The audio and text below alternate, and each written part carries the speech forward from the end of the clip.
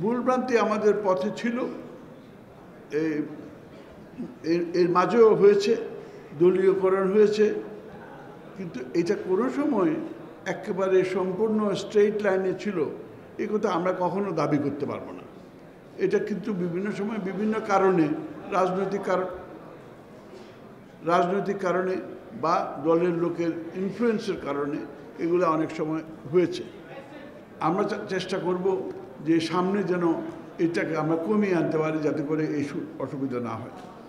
আরেকটা কথা শুনেছি, সবাই মিন্টু সাহেবের কাছে দাবি করেছেন যে এখানে যারা দূর দূরান্ত থেকে নেতৃবৃন্দ এসছেন তাদের বক্তব্য দেওয়ার জন্য সুযোগ হয় নাই। কিন্তু আসলে আজকের এটা কিন্তু ওই বিজনেস ডিসকাশনের জন্য নয়, প্রাইমারিলি আমাদের নিজেরা সবাই একত্র হয়ে সামনে যেন দিনগুলোতে এগিয়ে যেতে পারি, সেটার জন্যই মিন্টু সাহেবের এই প্রচেষ্টা। এবং কামাল সাহেব এখানে সার্বিক সহযোগিতা করেছেন। আমি ওনাদের উভয়কে ধন্যবাদ জানাই, মনির ভাইকেও ধন্যবাদ জানাই এই ধরনের আয়োজনের জন্যে। এবং আপনারা যারা পার্টিসিপেট করছেন এবং তাদের সহায়তা না থাকলে এটাকে সামনে এগিয়ে নেওয়া যাবে না।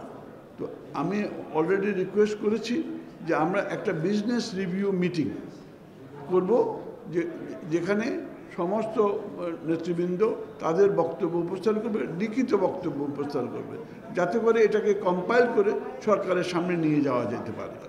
তাহলে আমরা যদি লিখিত বক্তব্যগুলো থাকে তাহলে আমরা মনে করব তাহলে এইগুলোকে সরকারের সামনে দিতে পারবে। আমরা নিজেরা তো মানে ট্রেড বডি তো এই সমস্যার সমাধান দিতে পারবে না, এটা সরকারকে দিতে হবে।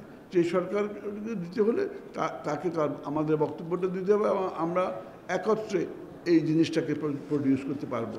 এবং অতি সহসা একটু কেয়ারটেকার ইন্টারিম গভর্নমেন্টটা একটু স্টেবিলাইজ করলে আমরা এই ধরনের একটা সম্মেলন যদি করি তাহলে সবাই বক্তব্য রাখতে পারবেন এবং বক্তব্যটা লিখিত আকারে আসা উচিত হবে। আমি কিন্তু একটু চিন্তিত গত কয়েকদিনের ডেভেলপমেন্টে।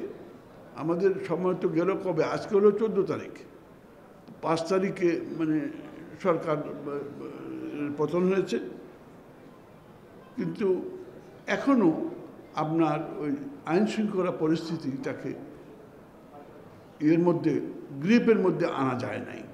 এর মধ্যে পুলিশের অনুপস্থিতি, শুধু তা নয়, কিছু কিছু লোক ওই সংখ্যালঘুদের নাম দিয়ে এখানে একটা নৈরাজ্য সৃষ্টি করার চেষ্টা করছে।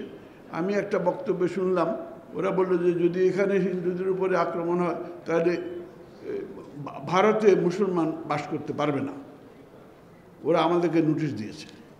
কিন্তু আমি তো আবার এটাও দেখলাম যে আমাদের মাদ্রাসার স্টুডেন্টস এরা মন্দির পাহারা দিচ্ছে।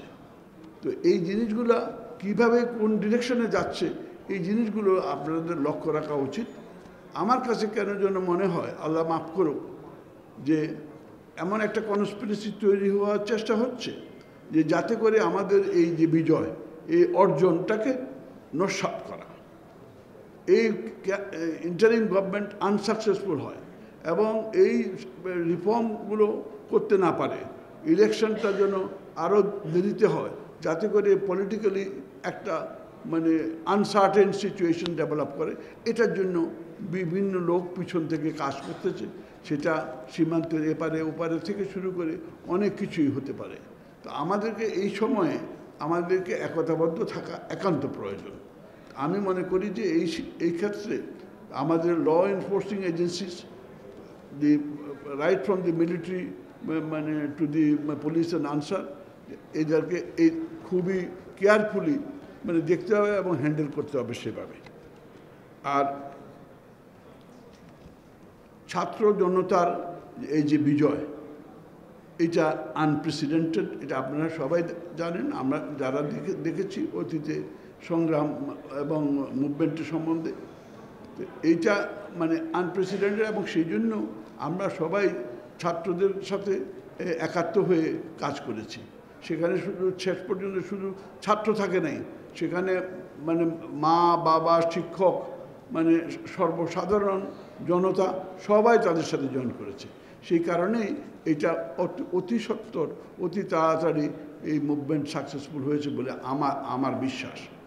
সেই জন্য এই কেয়ারটেকার গভর্নমেন্ট ইন্টারিম গভর্নমেন্টটাকে ও যদি আপনার স্ট্রেংথেন করা না যায়, তাহলে যেসব রিফর্ম বা যেসব জিনিসের কথা আমরা বলতেছি সেটা ওদের পক্ষে করা সম্ভব হবে না। আর কতগুলো জিনিস আছে কনস্টিটিউশনাল ম্যাটার, পার্লামেন্টারি ম্যাটার্স, সেগুলো কিন্তু ইন্টারিম গভর্নমেন্ট করতে পারবে না। তারা প্রসেসটা তৈরি করতে পারবে, সামনে ইলেক্টেড গভর্নমেন্ট সেটা করতে পারবে।